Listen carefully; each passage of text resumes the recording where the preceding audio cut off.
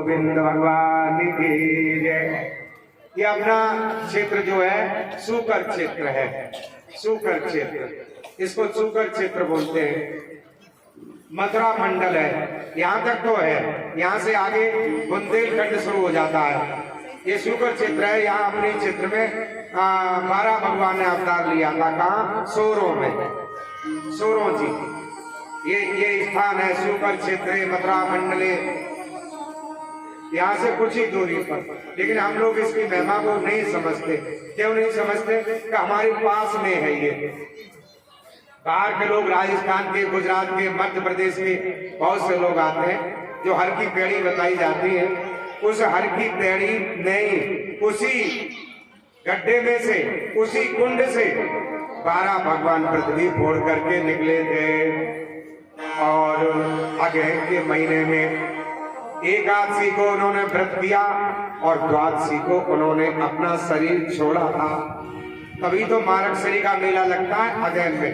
अब भी ये सूकर क्षेत्र है, बहुत पवित्र क्षेत्र है, माता बहनों पुण्य क्षेत्र है। अब तो तीर्थ नगरी घोषित हो गई सोरों जी, और सोरों जी का नाम बहुत बड़ा है। मैं भागवत करने जाता हूँ ग्वालियर एमपी महाराष्ट्र में, तो मैं ये नहीं कहता हूँ, मैं लिखा है पोस्टर पर सोरों जी, मतलब शैलेश कुमार साहब ने सोरों जी करे साहब, पंडित जी सोरों जी के आए साहब, बहुत मानते सोरों जी के। सोरों का बहुत मतलब वहाँ प्रचार प्रसार है, तो सोरों का तीर्थ स्थल मानते हैं। तो हम लोग भी यहाँ बैठे हुए हैं, तो तीर्थ स्थल में ही बैठे हुए हैं।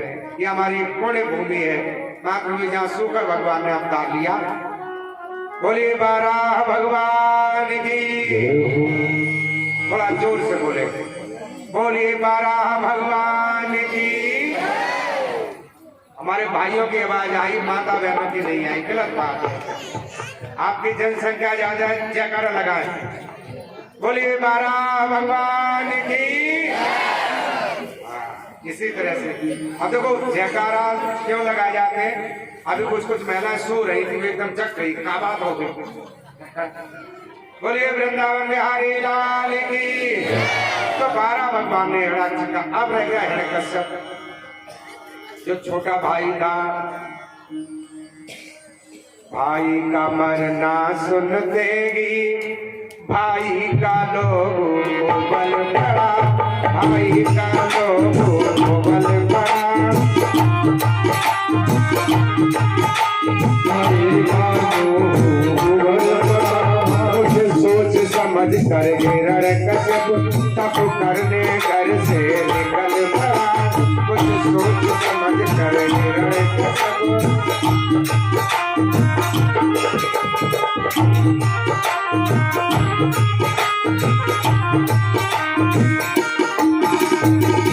भाई का मरना सुनते ही इसका खून खौल गया, हिरण्यकश्यप का। अब इसने सोचा मुझे किससे बदला लेना है? विष्णु से। और बदला लेने के लिए किस चीज की जरूरत है? बल की, शक्ति की। अच्छा, वो शक्ति और बल कहां से मिलेगा? तप से।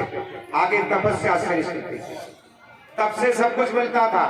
आज का बल क्या है? पैसा, वित्त बल है। आजकल कलयुग में सबसे बड़ा बल क्या है? वित्त बल। जिसके पास पैसा है वही सबसे बड़ा आदमी है, उसी की प्रशंसा होती है। अरे साहब बहुत पैसे वाला है साहब, 3 भट्टे चल रहे हैं और 7 ट्रक चल रहे हैं, 3 कोठी है, 2 भेड़। अरे साहब बहुत बड़ा आदमी है। बस ईमानदारी की नहीं है कलयुग में। ये कोई नहीं कहता कि वो बहुत ही ईमानदार आदमी है, बहुत अच्छा इंसान है, ऐसे लोग कम कहते हैं। और आगे गिनती किसकी होती थी? जो तपस्वी होता था, जिसके पास तप बल होता था। तप बल, बाहुबल और वित्त बल, 3 बल होते हैं संसार में। 3 बल, एक तप बल, भक्ति का बल जो सब सर्वश्रेष्ठ बल है, और एक बाहुबल भुजाओं में जिसके बल, और एक पैसे का बल। तो आगे सोचा मुझे विष्णु से बदला लेना है। और विष्णु से बदला लेने के लिए मुझे क्या करना है?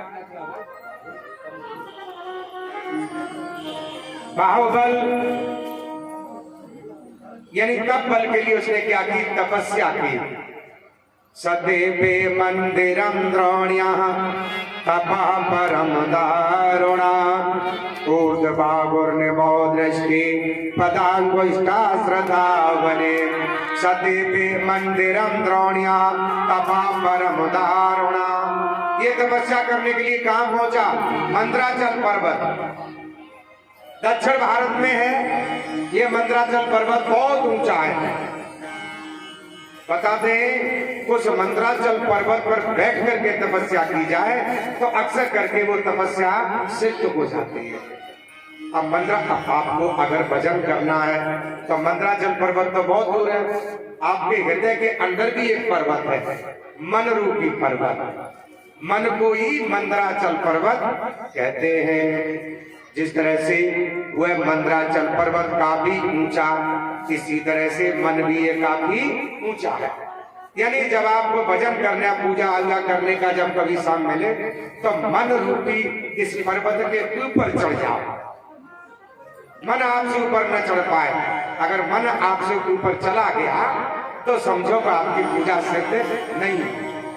इस मन को थोड़े मार लो, इसके ऊपर थोड़ी देर के लिए बैठ जाइए। यही मंदराचल पर्वत है, इससे बड़ा कोई पर्वत नहीं है ना। मन को पवित्र जरूर है।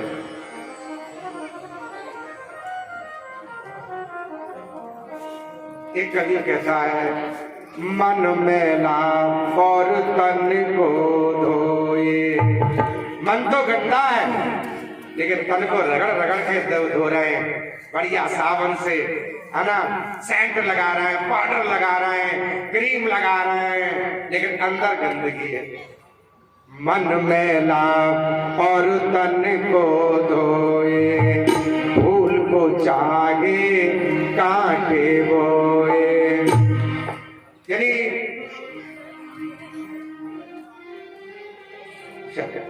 मन गंदा है, तन को रगड़ रगड़ के धो रहे हैं, है ना। करे दिखावा भक्ति का तो उजली ओढ़े चादरिया। मन मैला और तन को धोए।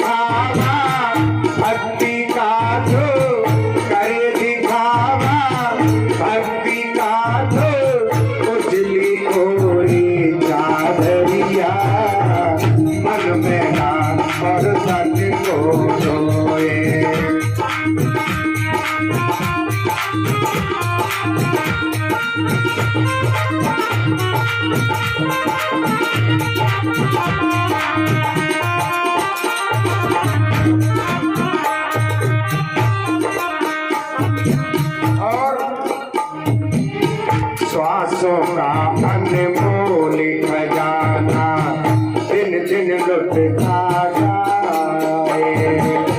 श्वासों का अनमोल खजाना दिन दिन लुटता जाए। मोती रहने आया जगत में, सीप से मन बहलाए। मोती रहने आया जगत में, सीप से मन बहलाए। परमेश्वर तेरे द्वार पे आया, परमेश्वर तेरे द्वार पे आया, तो बोला रे सोए।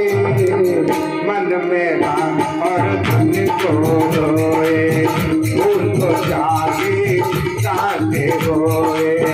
करे दिखावा भक्ति का तो उजली ओढ़ी चादरिया। मन मेला और तन को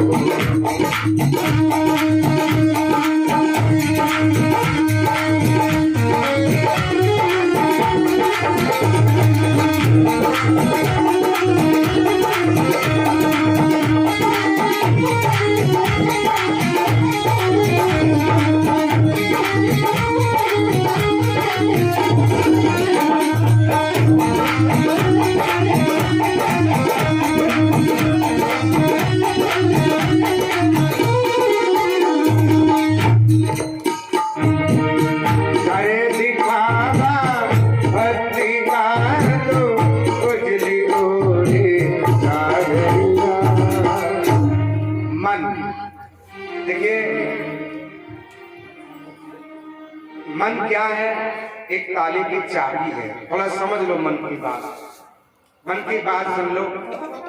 एक ताले की चाबी है। देखो, ताला लगाने वाली और ताले को खोलने वाली चाबी एक ही होती है, अलग अलग नहीं होती। आप चाबी को ऐसे घुमाएंगे, ताला लग गया, और ऐसे चाबी को घुमाएंगे, ताला खुल गया। ऐसे ही मन है। ये मन को जितना भी देशनों में लगाएगा उतना लग जाएगा। और इस मन को मारने से ये मर भी बहुत जल्दी जाता है। ये मन बड़ा चंचल है और मन बहुत जल्दी मरता है। हठ योग शुरू कर दो, नहीं ये काम नहीं होगा, तो ये मन थोड़ा शांत हो जाता है। कहने का आशय ये है, ये मंद्राचल पर्वत जो हमारा आपका है, चंचला हे मनहा कृष्णा। अर्जुन कहते हैं भगवान ये मन बड़ा चंचल है, ये मन कैसे शांत हो सकता है? कि मन शांत होता है हठ योग से। हठ योग शुरू कर दो। आप देखो, हठ योग 3 प्रकार के होते हैं। हठ योग शास्त्रों में 3 प्रकार के योग बताए हैं। एक सतोगुणी हठ योग, एक रजोगुणी हठ योग, एक तमोगुणी हठ योग। आप थोड़ा समझना इसको। सतयुगी हठ योग क्या है कि नहीं, हम खाना जब ही खाएंगे जब तक पूरा पाठ कर लेंगे, नहीं खाएंगे हम। ये काम जब तक पाठ पूरा नहीं करेंगे और जब तक नहाएंगे नहीं तब तक हम भोजन नहीं करेंगे। ये सतोगुणी हठ योग है, ये अच्छा हठ योग है, बढ़िया। जब तक हम माला पूरी नहीं कर लेंगे हम भोजन नहीं करेंगे। पत्नी कहे भी अरे चाय तो पी लो, चाय चल जाती है, कि नहीं चाय भी नहीं पिएंगे, हम व्रत नहीं, आज ये करेंगे। ये सतोगुणी हठ योग है। आपका मन मर गया। और अगर पत्नी ने कहा, किसी ने कहा अरे चलो खा लो, कोई दिक्कत ना है, और अगर आपने थोड़ा सा हठ योग नहीं किया तो मन तैयार हो जाएगा, कोई बात नहीं चाय पी लो, खाना खा लो। इस मन को मारने के लिए सिर्फ हठ योग, ये सतोगुणी हठ योग है। अच्छा, ये करना चाहिए। एक रजोगुणी हठ योग है, जो किसान हमारी कर्म करने वाली, कर्म प्रदान करने वाली शक्ति है। हम जब तक ये काम नहीं कर लेंगे तब तक भोजन नहीं करेंगे। मैंने देखा किसान लोगों की पत्नियां कलेऊ लेकर के बैठी है पेड़ के नीचे, टिंकू के पापा रोटी खाए ले, रोटी आप देख रही है। ये हठ योग है, रजोगुणी हठ योग है। रुक जा, वे बेचारी बैठी है, मैंने जब तक हड़िया पूरी ना भर जाती है तब तक वे कलेऊ नहीं करते। ये रजोगुणी हठ योग है, इससे धन की वृद्धि होती है। और सतोगुणी हठ योग से भक्ति की वृद्धि होती है, भक्ति बढ़ती है। और रजोगुणी हठ योग से धन की वृद्धि होती है कि ये काम पूरा कर ले, उसके पश्चात हम ये करेंगे। एक तमोगुणी हठ योग है, जिससे पाप की वृद्धि होती है। तमोगुणी हठ योग हम उसको नेट भी मानेंगे, चाहे कुछ भी हो जाए, उसको उससे लड़ने की जो प्रक्रिया है, उससे दाव की प्रक्रिया है ना। महिला में हठ योग ज्यादा होता है। जब एक दूसरे लड़ाई हो जाती है, ना खाती है ना खाने देती है, कमे नहीं हम देखने हैं। बिल्कुल हठ योग ऐसे कर लेंगे, पति बार बार समझाएगा कोई बात नहीं खाना खा लो, कोई बात नहीं खाना नहीं खाएंगे। जब तक हम ये काम पूरा नहीं कर लेंगे या उनसे कह नहीं लेंगे तब तक ये हठ योग छोड़ेंगे नहीं। इससे क्या होता है, पाप होता है। माता बहना ऐसा हठ योग कभी मत करना, लड़ना झगड़ना सास से, ससुर से, पति से, लेकिन हठ योग मत करना कम खाना नहीं खाएंगे। और लड़ना झगड़ना भी मत। ये हठ योग बिल्कुल गलत होता है। ये हठ योग क्या होता है, ये हठ योग शरीर का नाश करता है, पाप बढ़ता है, शरीर हमारा जो है गर्त में जाता है। ये गलत हठ योग है। तो मन का हठ योग क्या है, ये सतोगुणी हठ योग है, हम नहीं करेंगे। मन तो कहता ही है। और इसे मंद्राचल पर्वत पर ही चढ़ करके इसने तपस्या की। और कब तक तपस्या की?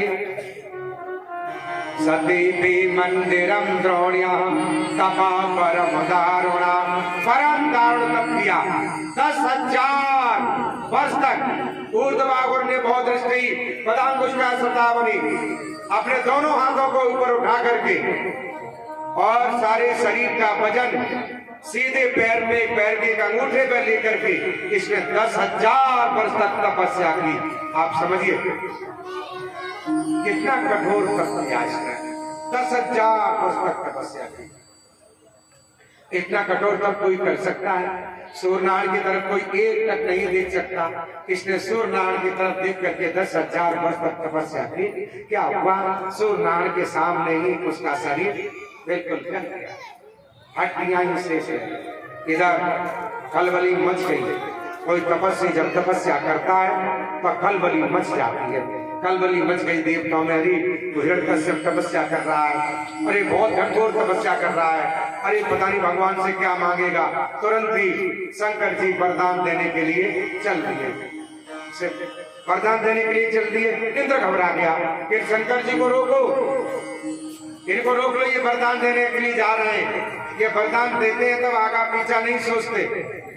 तुरंत नारद वो तुरंत इंद्र गए और शंकर जी के सामने खड़े हो गए। महाराज कहाँ जाते हो? ये वरदान देने। किसे? कि हिरण्यकश्यप को। महाराज आप मत जाओ, महाराज आप घर पे ही बैठो, आप वरदान दोगे। क्यों? भगवान की ऐसा होता था, भक्तों को जो भक्त मांगते थे उन्हें दे देते थे। हमारे क्या नाम है? भोलेनाथ। भोलेनाथ भोले ही नाम है। कहने का आशा यह एक कथा है। इसी कथा के अंतर्गत एक बकरासुर नाम का राक्षस था। उसने भोलेनाथ की तपस्या की। बकरासुर भोलेनाथ प्रसन्न हो गए तो कहा बोल भक्त मांग ले। अच्छा जो मैं मांगू तुम दे दोगे? कि क्यों नहीं, कि जो जो कला आप पहने हुए कला मुझे दे दो। भोलेनाथ ने उतार के दे दिया। उसने पूछा महाराज ये बताओ इस कड़ी की विशेषता क्या है? इस कड़ी की विशेषता ये है, ये कड़ा जिसके सर पर रख दोगे, हाँ, और कह दोगे भस्म भस्म भस्म, कोई व्यक्ति भस्म हो जाएगा। इसने सोचा ये तो बढ़िया बात, ये तो अच्छा मिला, हमें तीर तलवार की जरूरत ही नहीं। बस भोलेनाथ को प्रणाम करके और चल दिया। रास्ते में नारद जी मिल गए। राक्षस ने सोचा चलो नारद जी को ही भस्म कर दे। ये इधर के इधर ज्यादा करते हैं, कभी देवताओं में कभी राक्षसों में। नारद के सर पे हाथ रखना चाहा। नारद समझ गए, नारद ने हाथ रोक लिया। क्या बात है भाई? कि मैं तुम्हें भस्म करना चाहता हूँ। क्यों? कि पता है जो देवताओं राक्षसों का झगड़ा तुम ही कराती हो, कभी देवताओं में कभी इधर की उधर। नारद ने कहा भले आदमी एक बात तो सुन भाई, मैं मर जाऊंगा तुझे क्या मिलेगा ये बता। मैं मर जाऊं, मैं बाबा आदमी, न घर में मड़ैया न हार में टपरिया, आगे नाथ न पीछे पगा, न मेरी पत्नी है कुछ न मेरे पास कोई संपत्ति है। अरे भले आदमी किसी ऐसे व्यक्ति को भस्म कर जिससे तुझे कुछ मिल जाए उसके मरने के पश्चात। तो ये बता तुझे कड़ा किसने दिया? कि शंकर जी ने। तू तो पागल है, शंकर जी को ही भस्म कर दे। और उनकी पार्वती है ना कितनी सुंदर, तुझे मिल जाएंगे। उसने सोचा कि ये बात सही है, चल दिया वापस शंकर जी के पास। दुष्ट ने इनसे वरदान पाया और इन्हीं को चला भस्म करने। दुष्ट ने इनसे वरदान पाया और इन्हीं को चला भस्म करने।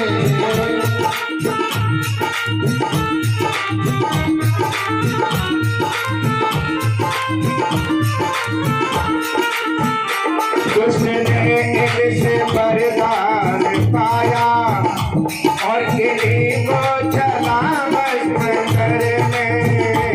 दुष्ट ने इनसे वरदान और इन्हीं को चला भस्म करने।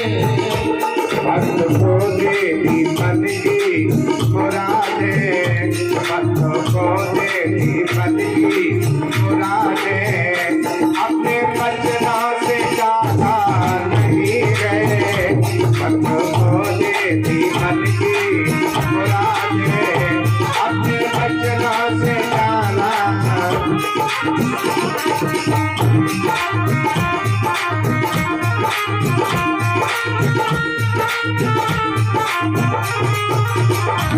मेरे शिव जी है ऐसे निराले, मेरे शिव जी है ऐसे निराले, जैसा कोई निराला नहीं है।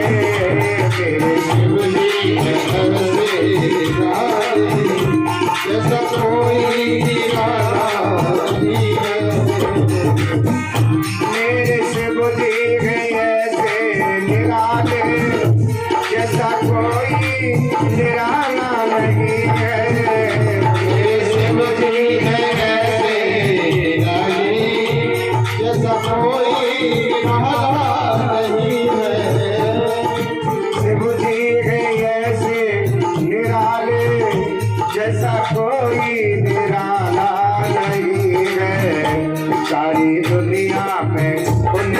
बराबर, सारी दुनिया में उनके बराबर कोई भी भोला भाला नहीं है।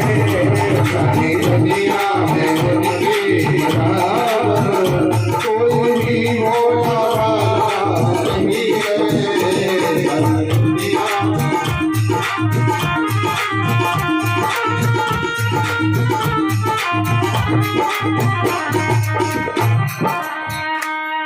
आज ये चल दिया पीछे पीछे मुड़ के चल दिया, शंकर जी के पास पहुंचा।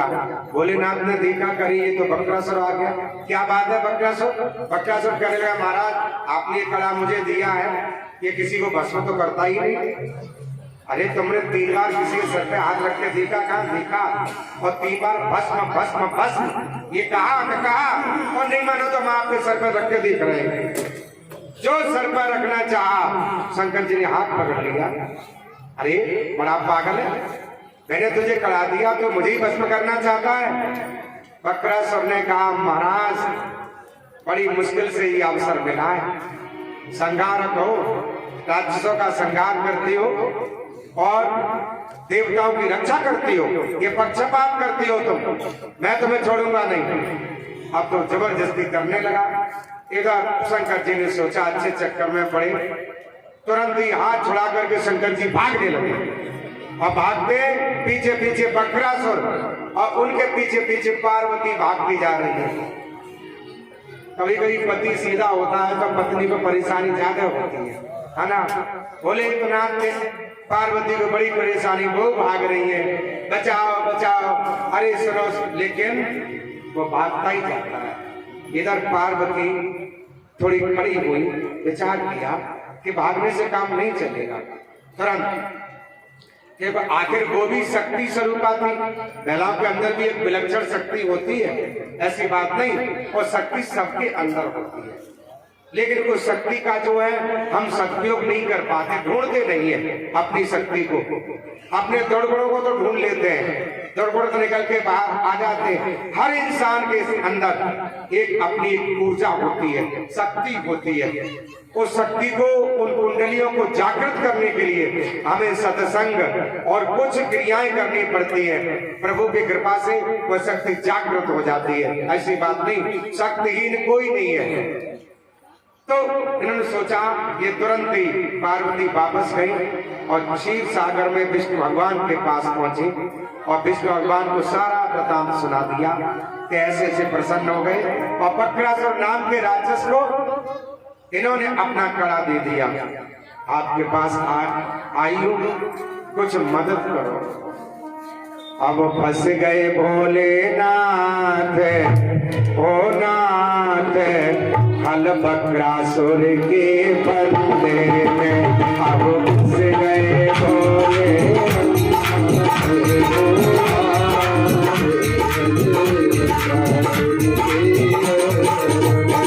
हल बक्रासुर के फंदे में, हल बक्रासुर के।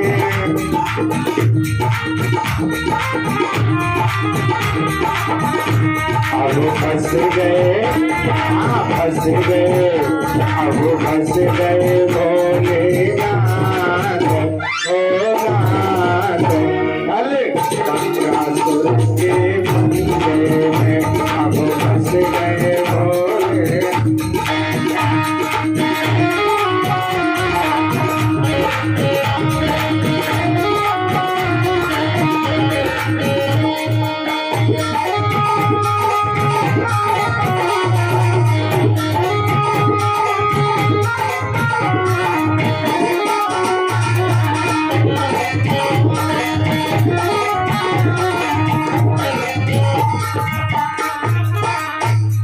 भोलेनाथ चक्कर में पड़ गए।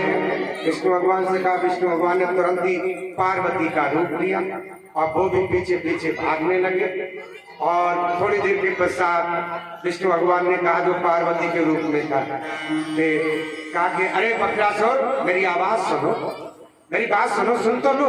मुस्कुरा करके तिरछी चितवन से, हाँ बढ़िया श्रृंगार किया था।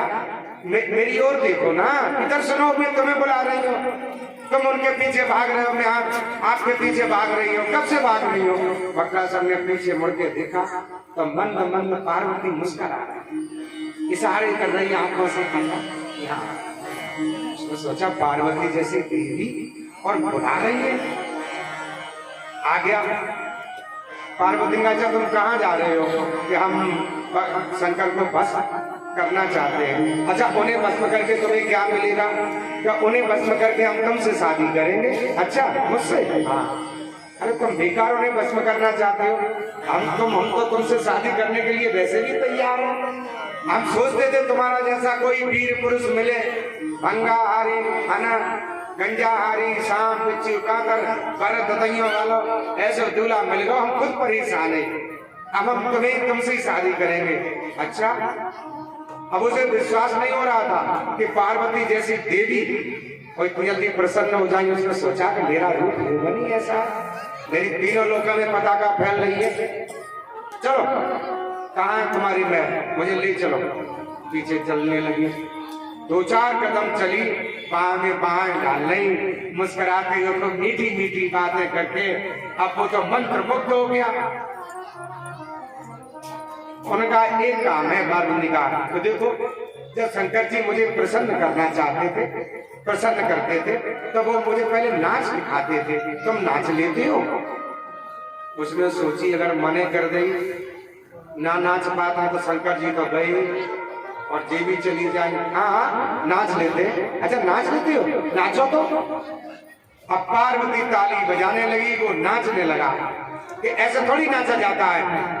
उसने सोचा वो कामांध हो गया। एक व्यक्ति, देखो 3 प्रकार से अंधे होते हैं, 3 प्रकार के अंधे दुनिया में होते हैं, है ना? एक मदांध, एक कामांध, एक धनांध। एक व्यक्ति धन से अंधा हो जाता है और एक व्यक्ति मद से, अहंकार व्यक्ति बिल्कुल अंधा होता है। एक कामांध, एक काम जागृत व्यक्ति के अंदर होता है, तो वो कामांध व्यक्ति भी अंधा माना गया है। कामांध था वो। अच्छा कैसे? देखो ये हाथ कमर पर रखो, पार्वती ने कहा, और ये हाथ सर पर रखो। जो कड़ा वाला जो हाथ था उसी का हाथ उसी के सर पर रखवा दिया और कह दिया भस्म भस्म भस्म। बोले गोविंद भगवान के, वो व्यक्ति भस्म हो गया। अभी तो कहा भस्मासुर को भस्म कियो और खुद बन गए नर से नारी। मतलब तो भोलेनाथ तो भोले ही नाथ है, उनके बारे में अगर कुछ बताया जाए तो बहुत कुछ कम है। बहुत अच्छे सच्ची हमारे भोलेनाथ, तीनों लोगों के स्वामी, जगदाधार, जगतपति जग। और क्या खाते हैं वो बताया आपको? दुर्गुण। और देवता तो ऐसे कंद फूल फल मिष्ठान बढ़िया बढ़िया पेड़ा देवी देवताओं को चढ़ाओ, प्रसन्न होते हैं। तो हमारे भोलेनाथ क्या खाते हैं? आंख धतूरा, जो नशीले, भांग, ये अवगुण, ये अवगुण होते हैं। इनको संकेत करके हम चढ़ाते हैं कि महाराज ये अवगुण आपको समर्पित हो, हमारे पास तक यहाँ है। जो भांग जो कोई न खाए। एक बात बता, बेल पत्र कौन खाता है? लेकिन बेल पत्र यानी समर्पण किया जाता है। ये एक प्रकार की बहुत बड़ी औषधि है बेल पत्र। जब हम लोग आयुर्वेद तो अलग हट गए, जब मैं गुरुकुल में पढ़ता था तो हमारे गुरुजी बेलपत्र तोड़वाया करते थे। बेलपत्र, जब मैं गुरुकुल में था तो बेलपत्र तोड़वाया करते थे वो। और वो क्या किया करते थे कि बेलपत्र जो है वो सुखवाया करते थे, और सुखवाने के पश्चात फिर क्या करते थे कि वो उनको जलवाते थे। इकट्ठे हो जला के फिर उनकी राख बनी, और राख बना करके और घी में मिला करके उसका लेप बनाते थे। जैसे फोड़ा फुंसी कहीं पर भी मतलब जो हो जाए किसी बच्चे को, तो फोड़ा फुंसी घाव को भरने के लिए बेलपत्र के बराबर भी कोई भी वस्तु नहीं है ना। और जब कट जाते थे किसी बात से तो कट जाने के लिए काला भमरा एक होता था, वो एकदम निचोड़ के लाते थे तो ऐसी दवाइयां गुरुकुल में वो हमने बनाई है, पीसी भी है, उनकी गोलियां बनाई है। बहुत अच्छा था। आयुर्वेद की जो औषधियां हैं तो बेलपत्र में इसीलिए चढ़ाते हैं, इसलिए चढ़ाते हैं कि महाराज जो हमारे जीवन के घाव हैं ये औषधि हम आपको सादर समर्पित करते हैं ताकि समय पर हमें ये औषधि मिले। गणेश जी पर दूब घास चढ़ाते हैं। अच्छा, दूब घास चढ़ाने का मतलब क्या है? एक किसी ने कमेंट कर दिया, एक फेसबुक पे हमारे पे कमेंट आया, एक किसी ने कमेंट कर दिया कि गणेश जी दूब घास क्यों खाते हैं? भाई दूब घास उनको समर्पित क्यों की जाती है? भाई दूब घास समर्पित करने का एक कारण है। दूब घास क्या है? ये दूब घास एक औषधि है। ये दूब घास एसिडिटी को समाप्त करती है, गैस को। बाबा रामदेव ने इसका एक अर्थ बनाया है, बहुत अच्छा। देवता गणेश जी को इसलिए प्रिय है कि वो लड्डू ज्यादा खाते हैं बेसन के, तो कहीं गैस न बन जाए, एसिडिटी समाप्त करती है। आपने देखा होगा डॉक्टर लोग अगर गोली देते हैं तो उसमें गैसेक्स की भी गोली देते थे। इसका मतलब यह है ये किसी तरह की दवाई नुकसान न कर जाए। तो कहने का आशय है दूब घास एक बहुत बड़ी औषधि है। भगवान इस तरह से हमारे भोलेनाथ तीनों लोकल के स्वामी जगदाधार जगतपति जगन निवास है। बोलिए गोविंद भगवान जय हो। बोले व्यासी भगवान की जय। बोलिए वृंदावन बिहारी लाल के जय। तो शंकर जी को नहीं जाने दिया, पर ब्रह्मा जी वरदान देने के लिए गए वहां पर। उस हिरण्यकश्यप को वरदान देने के लिए गए, अपने कमंडल से जल लिया और जल लेकर के उत्तिष्ठोत्तिष्ठ भद्रं ते तपस्यो काश्यपा वरदो घमन्नु प्राप्तो प्रीतां मीप्सितो वरः। उत्तिष्ठा, हे भद्र उठिए, तब सिद्धों से काश्यपा, हे कश्यप नंदन तुम्हारी तपस्या सिद्ध हो गई, मैं तुम्हें वरदान देने आया हूँ, तुम अपना अभिलाषित वरदान प्राप्त कर दो। तप सिद्धों से काश्यपा वरदो गमन प्राप्तो प्रियतां मीप्सितो वरः। अपना अभिलाषित वरदान प्राप्त कर लो। कश्यप को कहा, सबसे पहले उसने देखा प्रभु के दर्शन किए, हाथ जोड़ के प्रणाम किया और उसने कहा प्रभु मेरी तो सारी इच्छाएं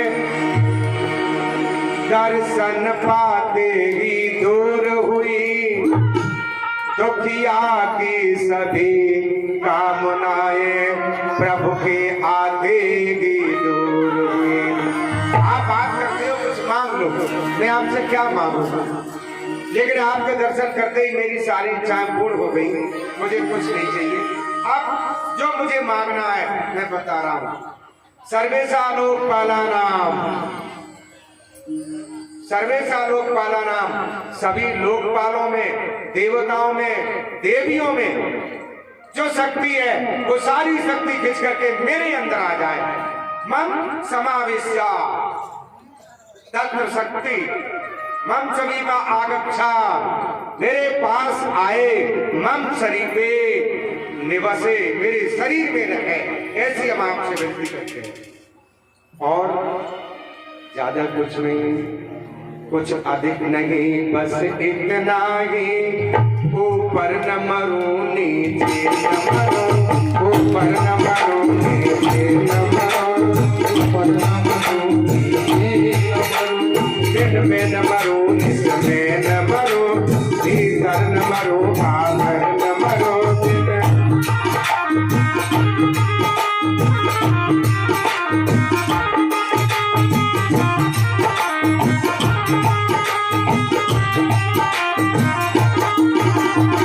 ज्यादा नहीं मांगता, मैं ये मांगता हूँ, देखो सब कुछ मांग लिया, भगवान से सीधे कोई अमृति नहीं मांग सकता, लेकिन उस मांगा न तो मैं ऊपर मरूं आकाश में, न नीचे मरूं, न दिन में मरूं, न रात में मरूं, नर से न मरूं, पशु से न मरूं, व्याधि कोई हथियार नहीं, जीवन में मुझे भोगने को रह जाए कोई तिहार नहीं, न मनुष्य से मरूं, न पशु से मरूं, न किसी हथियार से। ये वरदान मांगा, न ऊपर मरूं, न नीचे, न भीतर, न बाहर, न दिन में, न रात में, न मनुष्य से, न पशु से, और न किसी हथियार से मेरी मृत्यु हो भगवान। और जीवन में जितने भोग हैं, भोग वो हम सारे के सारे भोग। देखिए हम लोग भोगने हम आए थे तो हमें भोगने भोग दिया। हम लोग भोगने के लिए आए थे, भोगों को तो भोगना ही है, लेकिन हम भोगों को तो नहीं भोग पाए, उल्टे भोग ही हमें आपको भोग। वो हमारी कौमिक इंद्रियां हैं, हमारे शरीर पर भोगों के लिए तृप्त रहती हैं। इंद्रिय द्वार झरोखा नाना, ये कभी तृप्त नहीं होते है ना। एक भजन है, लोग कहते हैं, संत लोग बताते हैं, भोग भोग लख 84 नर तन पाया इंसान। देखो और जो योनि थी 83,99,909 योनियां, कुत्ता बिल्ली गधा ऊंट खच्चर पता नहीं क्या क्या बने थे। अच्छा उसमें खूब भोग भोगे, कोई मर्यादा नहीं थी इसमें। जब भोगना चाहो तभी भोग लो, जब भी भोग की इच्छा हो भोग करने लगो, चाहे दिन हो चाहे रात हो, कोई मर्यादा नहीं थी। जितना भोग भोग के जब हम आए हैं और इंसान का रूप लिया है तो इसमें कुछ मर्यादाएं, कुछ प्रतिबंध जरूर है। और इन्हीं मर्यादाओं पर, इन्हीं प्रतिबंधों पर, इन्हीं आधार पर, इन्हीं नियमों पर हमारा संसार रुका हुआ है। भोग भोग लख 84 नर तन पाया इंसान के बंदे भूल गया भगवान, के बंदे भूल गया भगवान। भोग भोग लख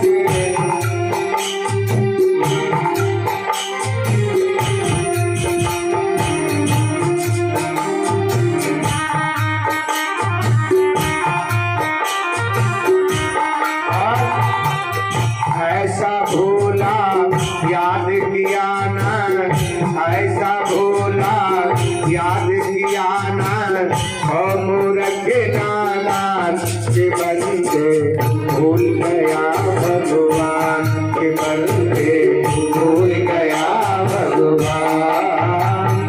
भोग भोग लख 84 नर तन पाया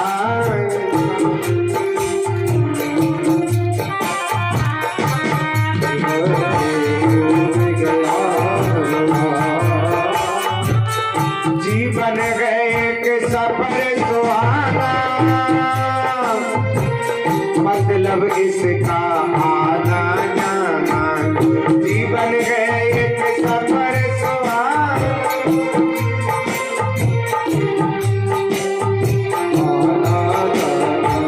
कोई आए कोई जाए,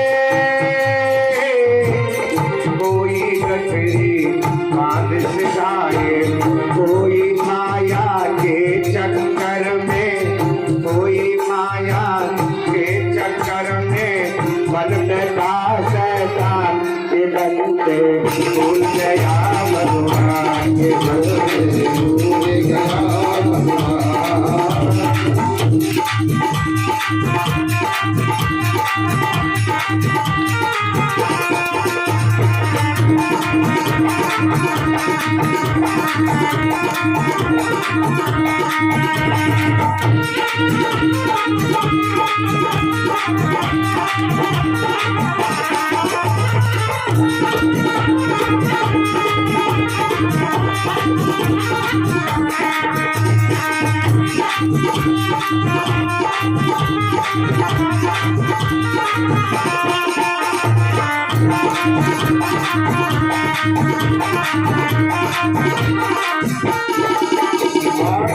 जीने का मतलब है मरना, मरने का मतलब है जीना। अच्छा हम लोग जिंदा किसके लिए, क्या जिंदा है पता है? है। कोई व्यक्ति उदास बैठा हो, महिला उदास बैठी हो, उससे पूछो क्या बात है, इतनी सुस्त क्यों बैठी हो, तो वो यही बात है क्या करें, मरने के दिन पूरी कर रहे हैं। हम लोग जिंदा हैं वो मरने के लिए, लेकिन ध्यान रखो जो मर रहे हैं, जो जिंदा है मरने के लिए, और जो मर रहे हैं वो जिंदा होने के लिए, किसी न किसी योनि में जरूर जाएंगे। ये जीवन का एक शाश्वत सत्य है। जीने का मतलब है मरना, मरने का मतलब है जीना, जीने का मतलब है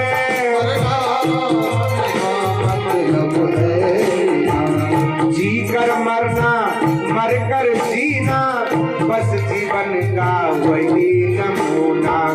जो जीता है वो मरता है, ताने जो अपनी तान के बंदे भूल गया भगवान के बंदे, भूल गया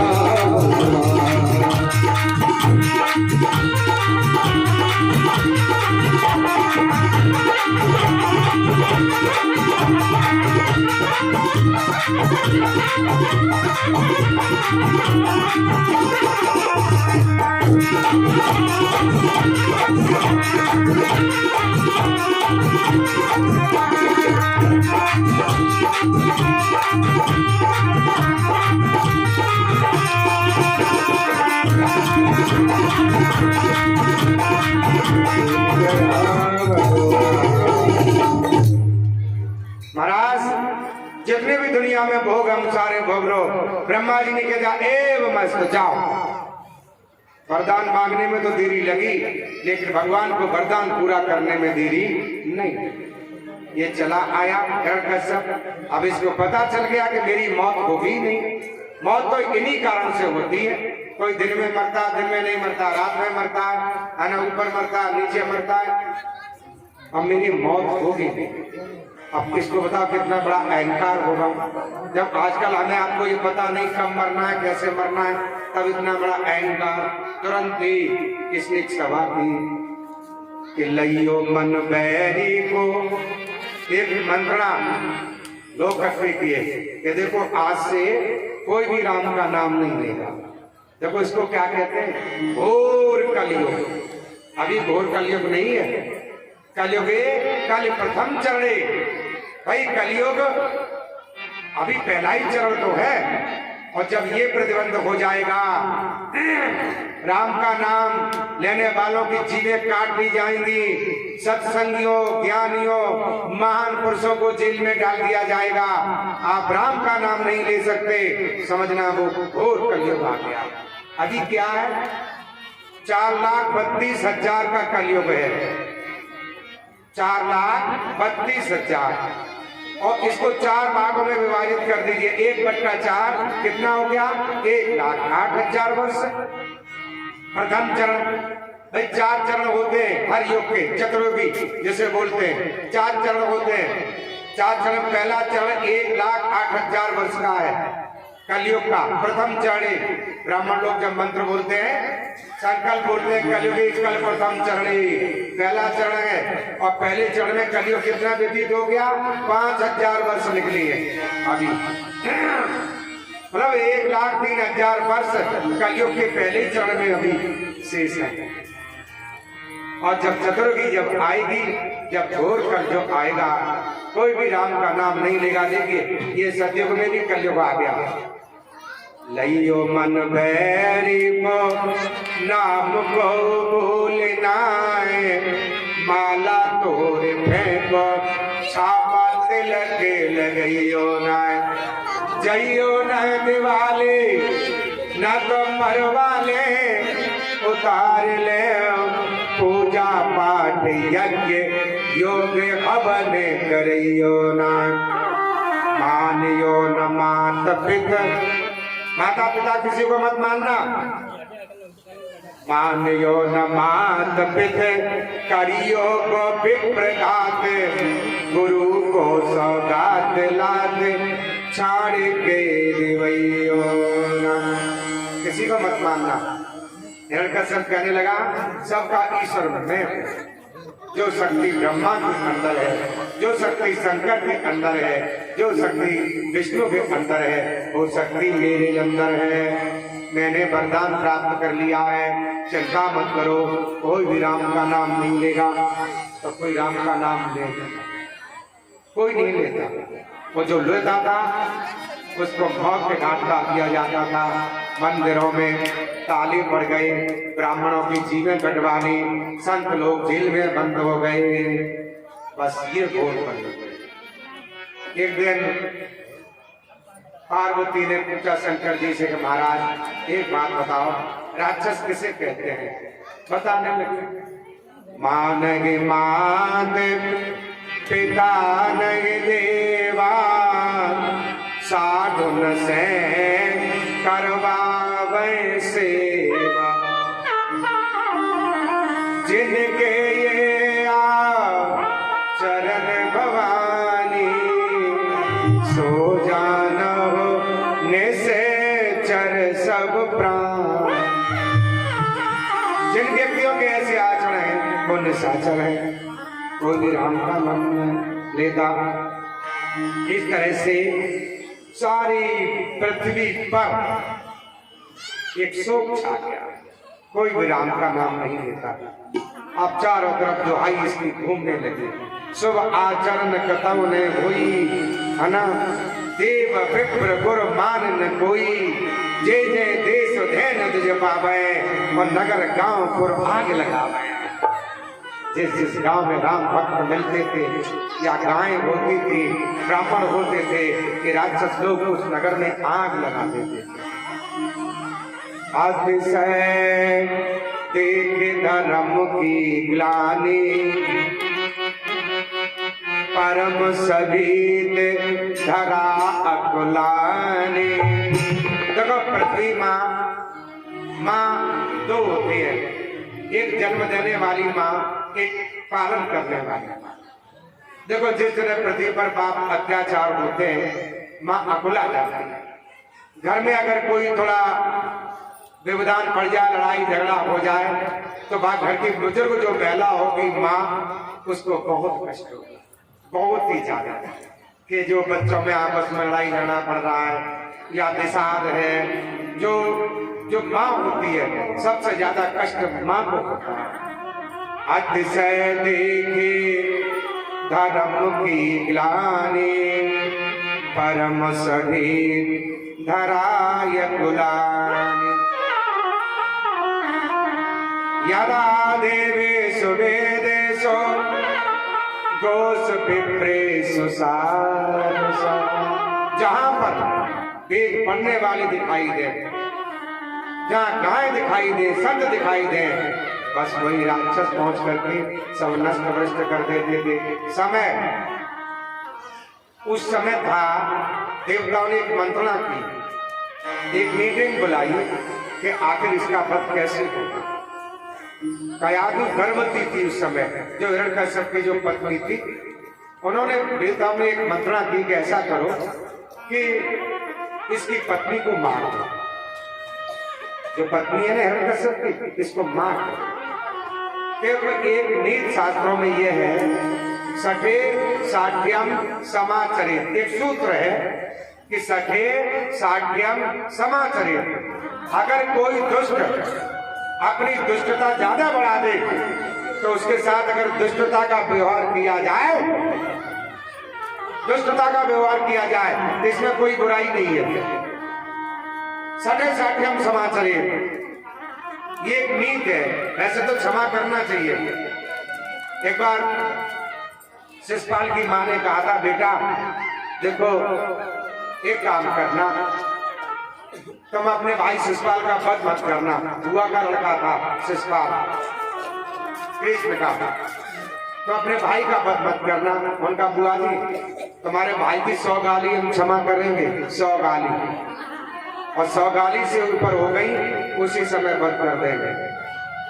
तब कोई किसी का अपराध जब ज्यादा बढ़ जाता है, तो उसके साथ अगर दुष्टता का व्यवहार करो, शास्त्र कैसे कोई बुराई नहीं है। इंद्र को तैयार किया गया, इंद्र ने हिरण्यकश्यप का भेष बनाया, विमान में बैठ करके, और कयादु जो थी हिरण्यकश्यप की पत्नी, उसका हरण कर लिया और हरण करके आकाश मार्ग से ली गई, विमान में बैठाल करके।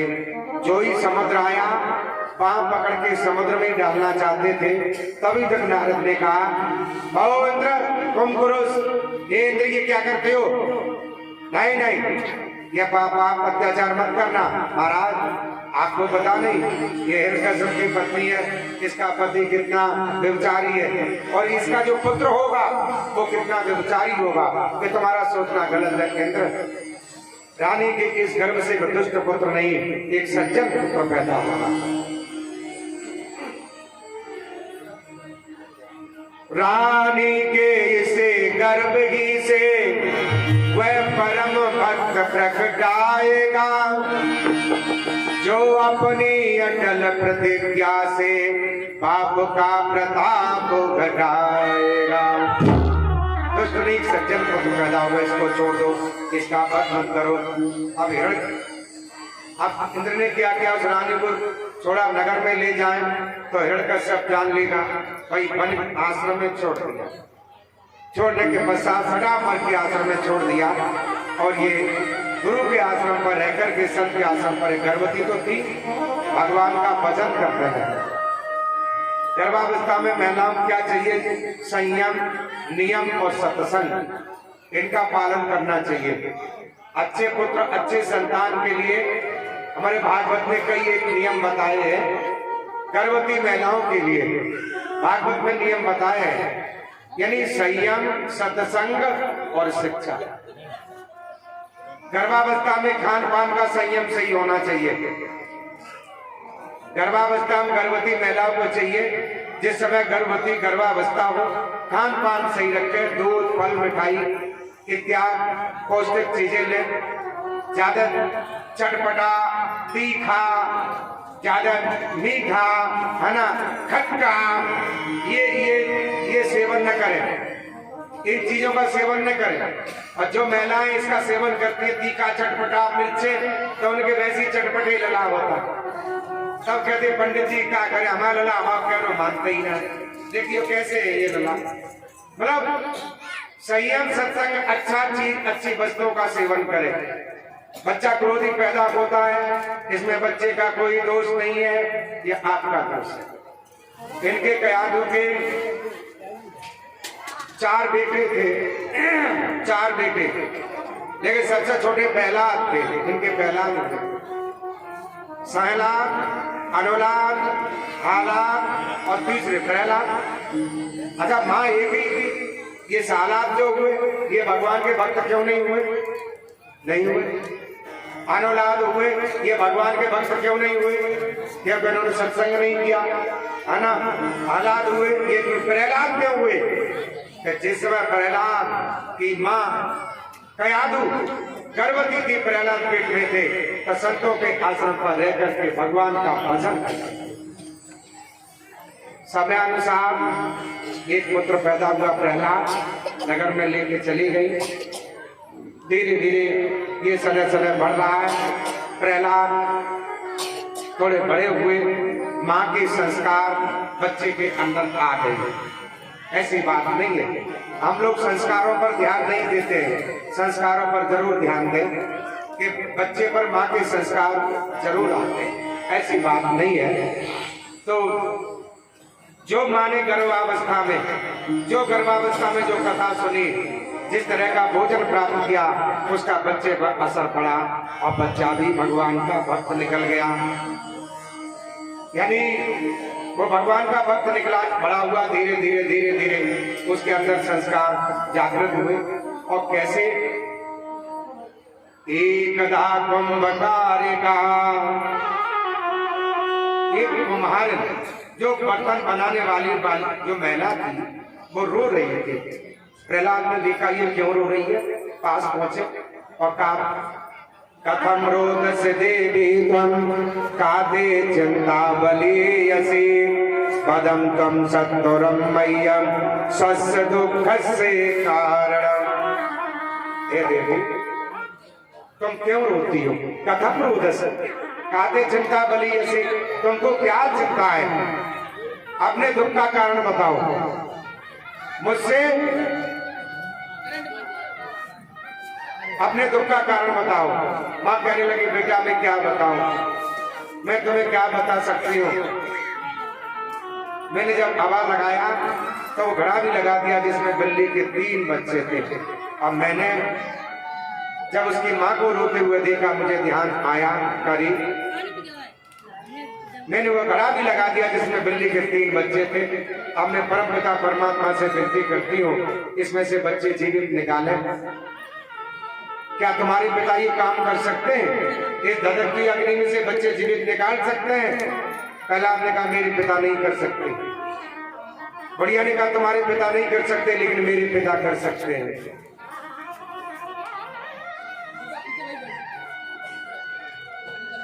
और ओ लीलाधर अवश्य अपनी तुमको लीला दिखे लाएंगे हो।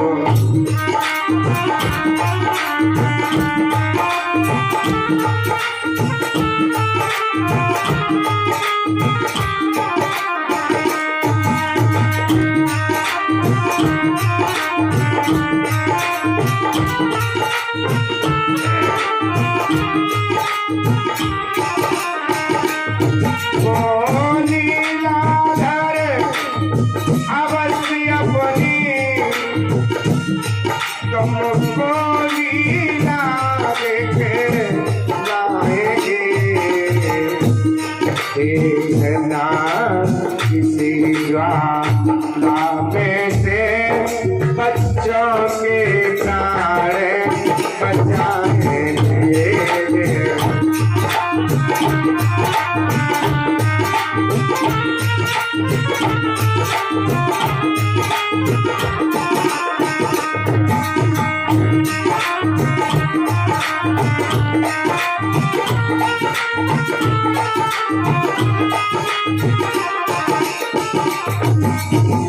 तुम्हारे पिता नहीं कर सकते लेकिन मेरे पिता काम कर सकते हैं।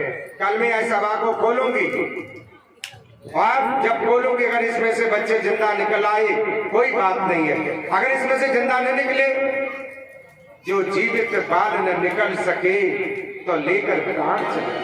बेटा तुम मेरे प्राणों को ही ले जाना पर मुझे जिंदा रह करके कुछ करना नहीं है, जाओ।